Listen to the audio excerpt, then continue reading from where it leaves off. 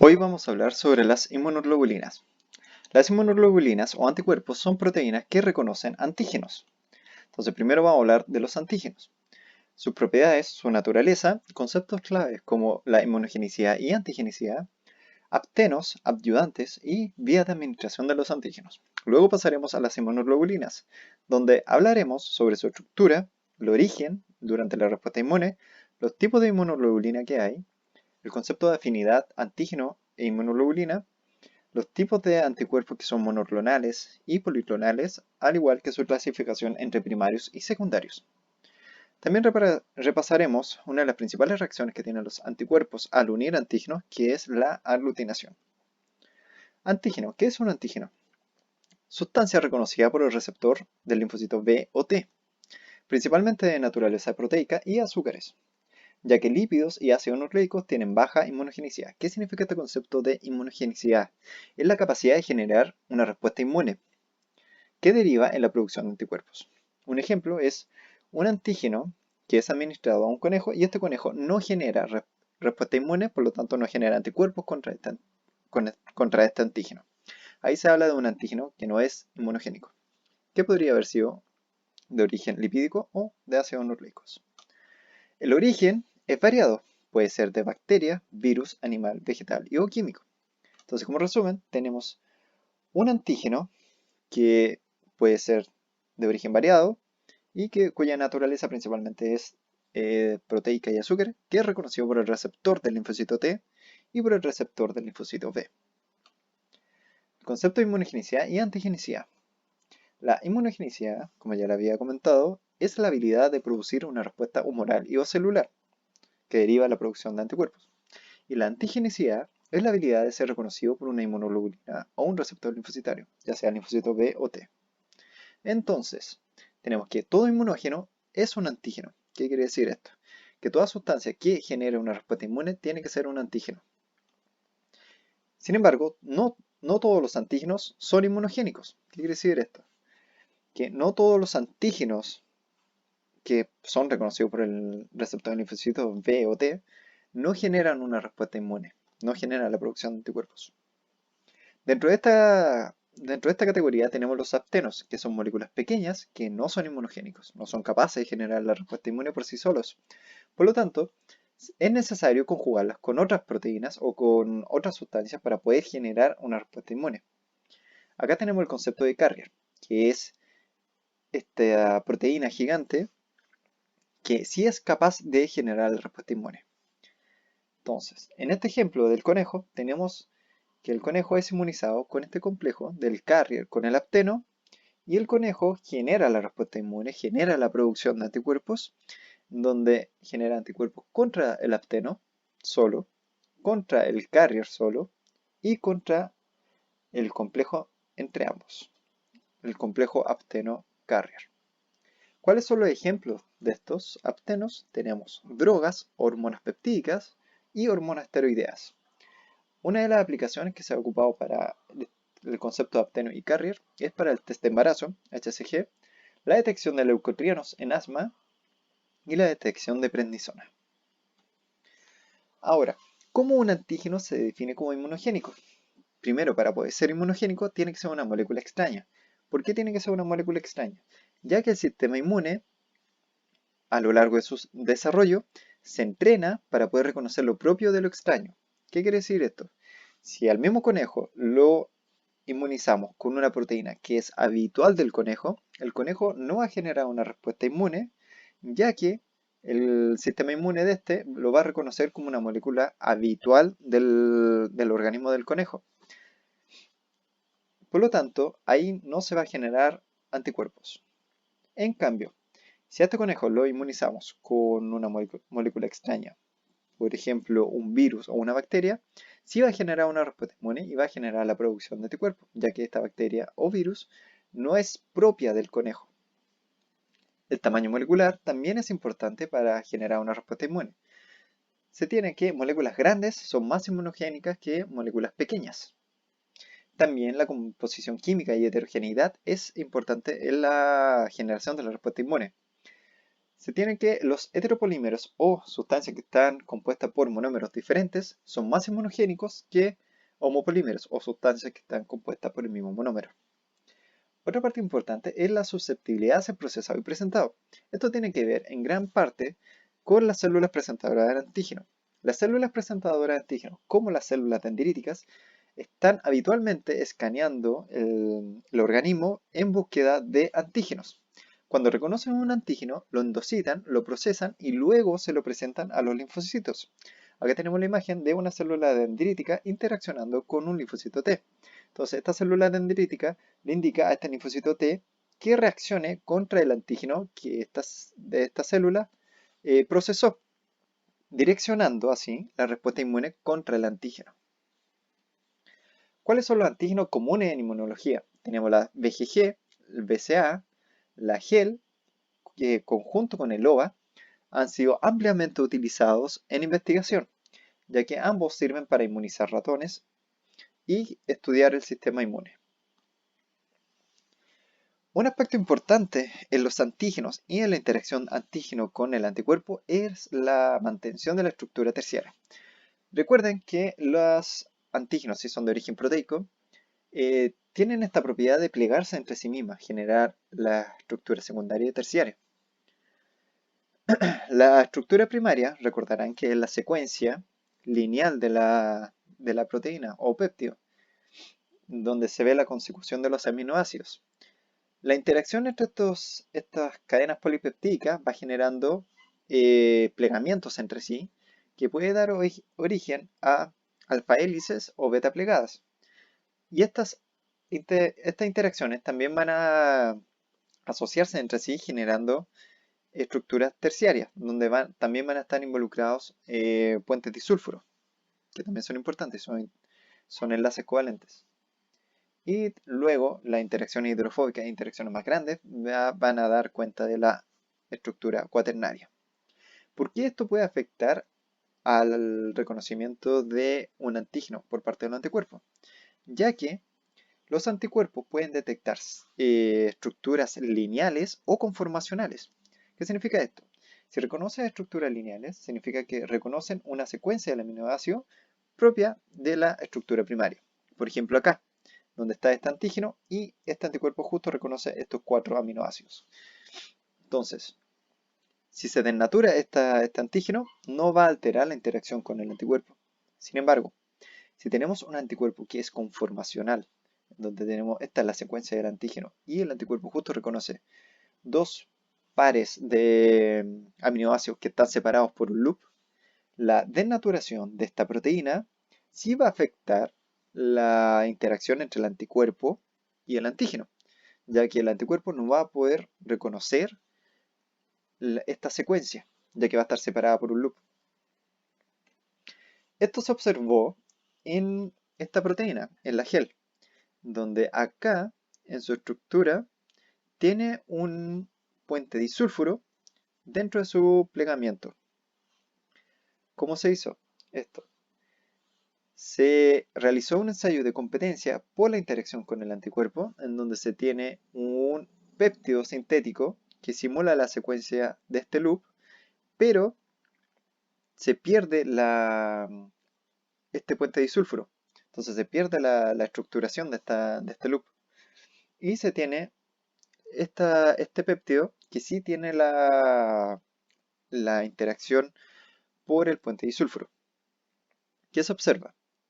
Que el loop natural sí es capaz de competir por la interacción con el anticuerpo y que el loop cerrado también es capaz de competir por la interacción del anticuerpo. Sin embargo, este loop abierto no es capaz de competir por la interacción con el anticuerpo. ¿A qué se debe esto? De que el anticuerpo que está reconociendo este antígeno es un anticuerpo conformacional, en donde es importante la estructuración de este loop para poder ser reconocido. Otro aspecto importante de los antígenos es la complejidad. Acá tenemos distintas moléculas, entre más complejas y menos complejas, y su reactividad con los anticuerpos. Pueden ver acá que los leucotrienos tienen una reactividad arbitraria de 100. Y las prostaglandinas, que son moléculas más simples, tienen una reactividad de 0.001, muy inferior a los leucotrienos. Entonces la complejidad de los antígenos también habla de su interacción con los anticuerpos. Otras sustancias que nos permiten optimizar la generación de la respuesta inmune y por ende la generación y producción de anticuerpos son los ayudantes. ¿En qué se diferencia un ayudante de un carrier? Los ayudantes no interaccionan directamente con el antígeno, a diferencia de los carrier, que sí se genera el complejo carrier-antígeno, sino que al adicionarlo potencia la respuesta inmune. Uno de los ejemplos que tenemos acá son los ayudantes de Freud y el Mycobacterium tuberculosis, que se ocupan también en investigación para poder direccionar la respuesta inmune contra un cierto antígeno. Otra parte importante de los antígenos es cómo se administran y la dosis de administración. Se tiene que bajas o altas dosis de inmunógeno pueden inducir tolerancia. ¿Qué es este concepto de tolerancia? Cuando uno administra baja o altas dosis de un antígeno, el sistema inmune puede reconocerlo como algo tolerable o algo que no es necesario generar la respuesta inmune contra eso. Por lo tanto, al inducir la tolerancia, no se producen anticuerpos y no se produce una respuesta inmune contra el antígeno. Para poder inmunizar, generalmente se ocupan boosters. ¿Qué significa un booster? Que son dosis espaciadas en el tiempo. Un ejemplo es, primero se adiciona el antígeno en el día 1, luego, después de 7 días, se adiciona el mismo antígeno al mismo individuo. Y esa nueva inmunización se conoce como un booster. Las rutas de administración de los antígenos pueden ser intravenosa, intradermal, subcutánea, intramuscular e intraperitoneal. Cada una va a generar una respuesta inmune diferente. Y dónde se va a procesar los antígenos también va a ser diferente. Los antígenos administrados por vía intravenosa, por ejemplo, viajan directamente al vaso y ahí en el vaso van a generar la respuesta inmune y van a ser procesados y presentados. En cambio, la administración vía subcutánea van a viajar a los nodos linfáticos más cercanos y ahí van a ser procesados y presentados. Entonces, resumen de antígenos. Tenemos que son sustancias de origen variado. Acuérdense que los que mayoritariamente son de naturaleza proteica de azúcares.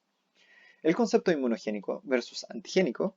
Este concepto de generar respuesta inmune y de ser reconocido por un linfocito T o B.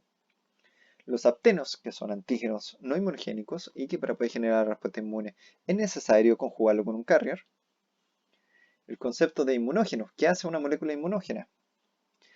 Que sean moléculas grandes, complejas, foráneas y que sean susceptibles a ser procesados. Los ayudantes, que son diferentes a los carriers, que son sustancias que al adicionar durante la inmunización potencian la respuesta inmune. Y la ruta de administración que van a determinar el lugar donde van a ser procesados estos antígenos. Les dejo este cuestionario para que repasen la información presentada en este primer capítulo. Ahora vamos a pasar a las inmunoglobulinas o anticuerpos. Entonces, recordando, son proteínas que reconocen antígenos. ¿Cuáles son las funciones del anticuerpo? Bueno, unen antígenos, primero, y fisiológicamente sirven para neutralizar y eliminar antígenos foráneos. ¿Cómo lo hacen? El anticuerpo, al unir el antígeno, se van a generar complejos que van a tapar al antígeno y por lo tanto no van a permitir que este antígeno ejerza un rol tóxico en el organismo. También estos anticuerpos poseen en su región constante, o es acá en esta zona de la cola, una zona que es reconocible por otras poblaciones celulares del sistema inmune, como son monocitos, macrófagos y neutrófilos, los cuales van a fagocitar el antígeno y lo van a neutralizar. ¿Cómo se identificaron los anticuerpos? Bueno, primero se tiene en este gel de migración las distintas proteínas y las globulinas, clasificadas como alfa, beta y gamma. Y en condiciones basales se caracterizó estos distintos tipos de globulinas y luego de una inmunización con un antígeno, se observó que la población de globulinas gamma aumentó y esto se asoció a los anticuerpos. Entonces los anticuerpos pertenecen a las globulinas gamma. ¿Cuáles son las estructuras de los anticuerpos?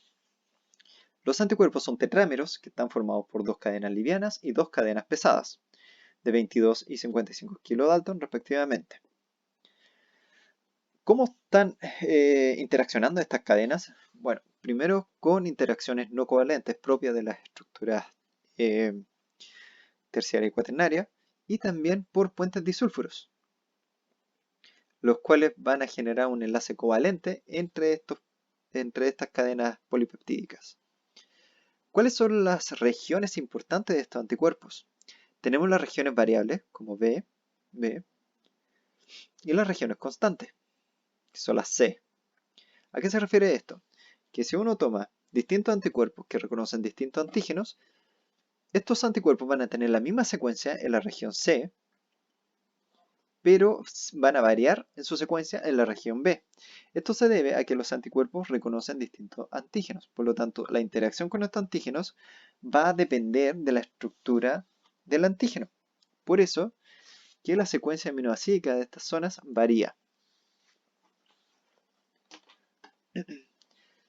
A esta zona de interacción con el antígeno se le denominó CDR, donde se pueden observar tres dominios, CDR1, CDR2 y CDR3, para mayor detalle.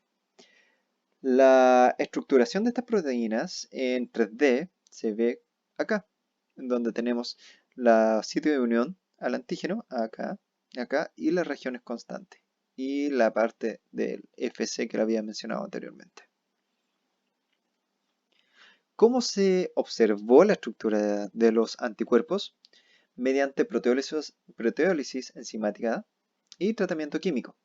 Acá tenemos un gel de poliacrilamida que nos permite separar las proteínas por su migración, que puede estar asociada a su tamaño, ya que también la carga eléctrica influye cuando se realiza en condiciones no denaturantes. Tenemos que los anticuerpos, si no son tratados con un agente reductor que elimina estos puentes disulfuros, los anticuerpos generalmente migran acá, en esta altura, cercano a los 200 kilodalton. Si ocupamos este agente químico, que es el beta-mercaptoetanol, para reducir los puentes disulfuros, tenemos estas dos bandas. Esta banda de acá se divide ahora en dos, donde tenemos la cadena pesada y la cadena liviana. Entonces, de esta manera se pudo caracterizar los anticuerpos. Ahora, ¿cómo se producen los anticuerpos? Los anticuerpos en un principio están unidos en la membrana del linfocito B, acá. Los tipos de anticuerpos que están, o inmunoglobulinas que están presentes en la membrana del linfocito B son IgM y IgD. Luego de la activación con un antígeno, por ejemplo, durante la inmunización de un conejo con un antígeno específico, los linfocitos B van a reconocer el antígeno, se van a activar y van a gatillar un proceso de diferenciación. Y este proceso de diferenciación va a derivar en la formación de células plasmáticas. Y estas células plasmáticas son las encargadas de producir anticuerpos solubles o inmunoglobulinas solubles. Dentro de esta diferenciación también se genera una población de linfocitos B que es de memoria. Y estos linfocitos B de memoria son los que quedan en el tiempo y generan esta adaptación del organismo para un segundo encuentro con el antígeno para poder generar una respuesta inmune más eficiente. Entonces, durante el proceso de diferenciación de un linfocito B a una célula plasmática, el receptor del linfocito B o inmunoglobulina sufre este cambio, en donde la unión a su membrana es cortada y cambiada por un segmento hidrofílico, lo cual permite que estos anticuerpos sean secretados y ya no estén unidos a la membrana.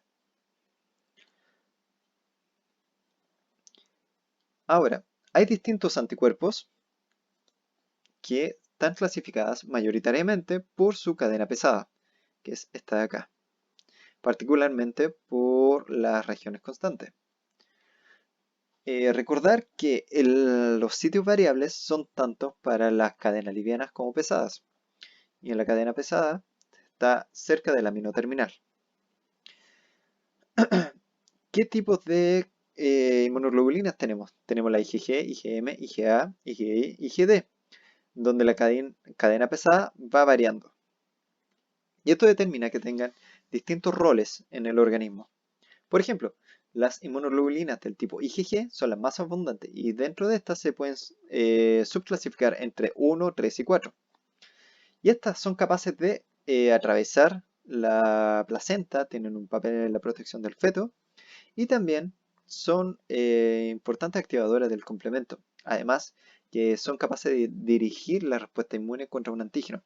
Esto es lo que le había comentado antes, de que estos anticuerpos son capaces de marcar los antígenos para que otras poblaciones celulares sean capaces de neutralizar el antígeno, como neutrófilos, macrófagos y monocitos.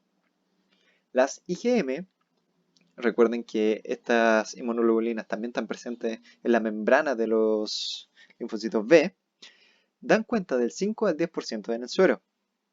Y cuando son secretadas como pentámeros. Vean este complejo de acá.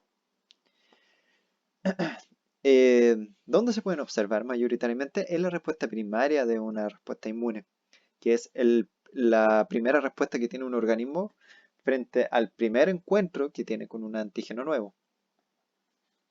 La IgA, por otra parte, que da cuenta del 10 al 15% del suero, son los anticuerpos predominantes en las secreciones como leche materna, saliva, en el tracto genitourinario y en el digestivo, las cuales pueden ser secretadas como dímeros o trímeros, cada uno. También tenemos las IgE y las IgD. Las IgE poseen un muy bajo porcentaje en el suero y que están asociadas particularmente a las alergias. Y la IgD, recuerden que aparte de la IgM, los linfocitos B también tienen IgD en su membrana. Están asociadas a pacientes con mielomas múltiples. Acá les dejo una tabla resumen donde están los distintos tipos de cadena pesada y los distintos tipos de anticuerpos, sus pesos molecular dependiendo si generan complejos o no. Recuerden la IgM que genera estos pentámeros. Y su vida media, al igual que sus principales roles en el organismo. Ahora, el concepto de respuesta inmune entre respuesta primaria y secundaria. Esto tiene que ver también con el tema del booster. Tenemos el primer desafío con el antígeno o primera inmunización con el antígeno y la segunda inmunización con el antígeno, en donde acá se aplica el tema del booster. La primera inmunización hay un periodo de espera, el cual se debe a toda la orquestación de la respuesta inmune contra el antígeno, donde hay procesos de procesamiento del antígeno, presentación del antígeno, interacción entre poblaciones para poder activarse, y la activación de los linfocitos B, que van a empezar a secretar el IgM en primera instancia. Y en la parte tardía empiezan a secretar IgG.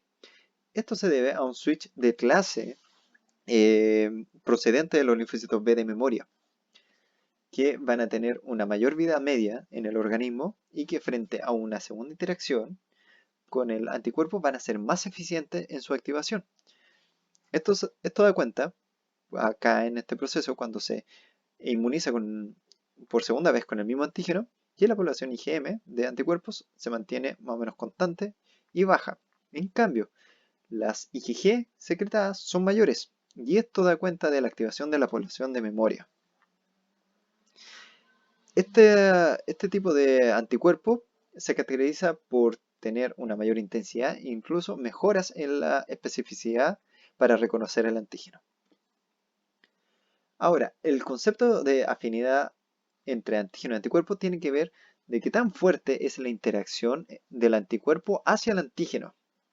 Acá tenemos dos receptáculos que están separados por una membrana no selectiva, que al adicionar en un receptáculo este antígeno, luego se equilibra en ambos. Si adicionamos un anticuerpo en uno de los dos receptáculos y que este anticuerpo no pueda migrar hacia el otro receptáculo, se genera un desequilibrio en la cantidad del ligando. ¿Qué quiere decir esto?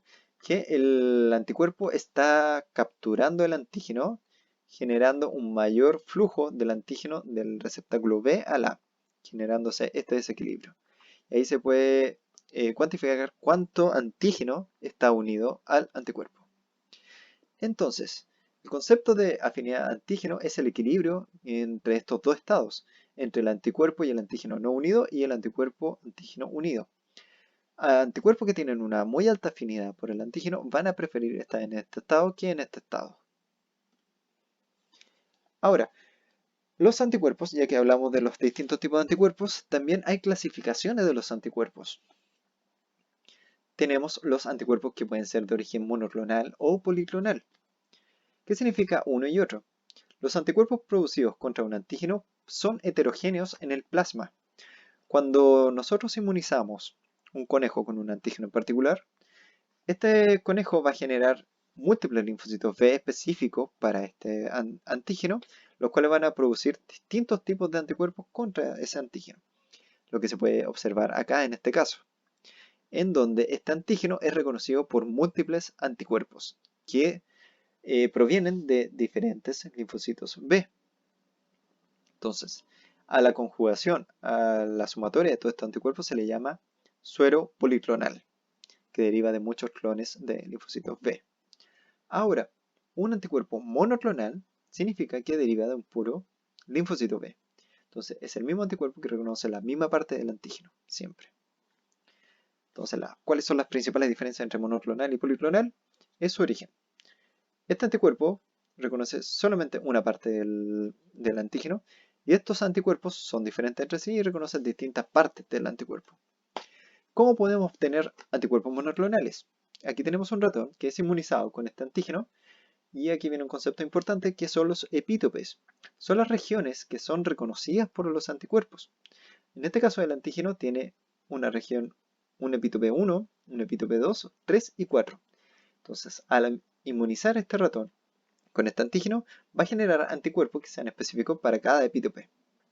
Luego se aísla el vaso del ratón, que es uno de los mayores receptáculos de linfocitos B.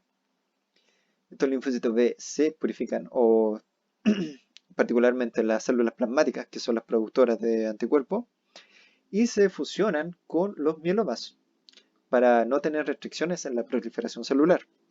Luego se seleccionan entre los distintos clones y aquí se puede obtener anticuerpos específicos para cada epítope. Por ejemplo, anticuerpo 1, 2, 3 y 4, los cuales por sí solo van a ser anticuerpos monoclonales. Entonces, aquí está la diferencia. Estos anticuerpos, cada uno son monoclonales y la combinación de todos estos anticuerpos son anticuerpos policlonales. Cuando se aísla, por ejemplo, el suero, sin hacer la aislación previa de los linfocitos B. ¿Cuál es la principal reacción que tiene la interacción entre antígeno y anticuerpo? Es la aglutinación. Se generan complejos que hacen precipitar al antígeno y se generan estas cosas. Por ejemplo, acá en el punto 4 tenemos una reacción de aglutinación, dado que el anticuerpo reaccionó con el antígeno. Esto sirvió para la detección de Salmonella typhi y también para la clasificación de tipo de sangre, dependiendo del antígeno que tengan los glóbulos rojos. Por ejemplo, si tienen antígeno A, B o ambos, o cero, que no tiene el antígeno. Acá, cuando incubamos con el anticuerpo A, si la persona es de sangre de tipo A, los eritrocitos van a precipitar. Y si no es de tipo B, no van a precipitar. Entonces, así se pueden clasificar los distintos grupos sanguíneos en base a la reacción de aglutinación. Otro test que sí ocupa este tema de la aglutinación y también el concepto de apteno y carrier es la detección del test de embarazo, en donde Si la persona no está embarazada, se ve un precipitado visible. Y si está embarazada, no es capaz de observarse el precipitado. Ahora, otra clasificación que se da con los anticuerpos es el concepto de primario y secundario. Primario son los anticuerpos que reconocen directamente el antígeno. Los secundarios son anticuerpos que reconocen al anticuerpo que reconoce el antígeno. ¿Cómo se grafica esto? Tenemos el antígeno, el cual un conejo es inmunizado con este antígeno, se extrae el anticuerpo, que sería este de acá, el anticuerpo rojo, que interacciona directamente con el antígeno. Luego, este suero del conejo es inyectado a una cabra, o un segundo hospedero, y la cabra genera una reacción contra este anticuerpo, no contra este antígeno, sino contra este anticuerpo, y también genera anticuerpos contra el anticuerpo del conejo. Entonces, en una reacción tenemos el antígeno, el anticuerpo primario y el anticuerpo secundario. Esto sirve mucho para técnicas como el ELISA, como imagenología, en técnicas de microscopía de fluorescencia, también en citometría de flujo. Se juega mucho con este concepto de anticuerpos primarios y secundarios. Como dato especial tenemos los nanobodies, que son anticuerpos muy pequeños. ¿Cómo fueron hallados estos anticuerpos? En camélidos, especialmente en llama. Las llamas tienen una particularidad que secretan anticuerpos del tipo IgG que solamente tienen la región variable, acá, que es esta. Entonces son anticuerpos muy pequeños, son altamente específicos y lo bueno que no son inmunogénicos, o sea, por sí solos no son capaces de generar una respuesta inmune contra estos anticuerpos, lo cual aumenta exponencialmente sus aplicaciones en el tema terapéutico, ya que hay terapias que ocupan directamente la inyección de anticuerpos para el tratamiento de enfermedades como cáncer o autoinmunidad. Ya, tenemos el resumen de los anticuerpos. Recordar que los anticuerpos son producidos por células plasmáticas, linfocitos B, tras la interacción con un antígeno. Tenemos la diferencia entre anticuerpos monoclonales y policlonales, que derivan de un linfocito B o de varios linfocitos B.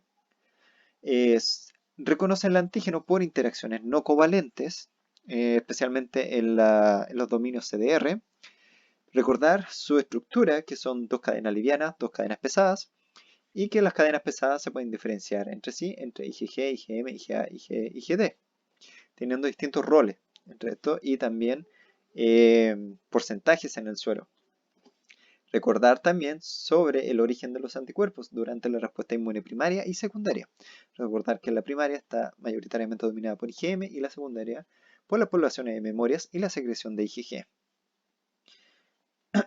Y también recuerden que la interacción entre antígeno y anticuerpo genera la aglutinación. Les dejo este cuestionario de anticuerpos para que vayan repasando la materia.